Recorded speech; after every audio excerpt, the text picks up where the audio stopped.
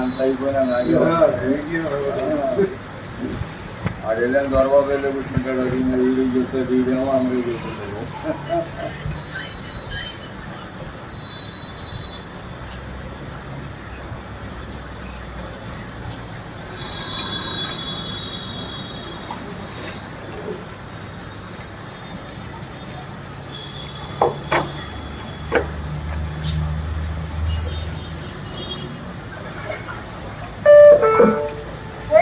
సన్నము fry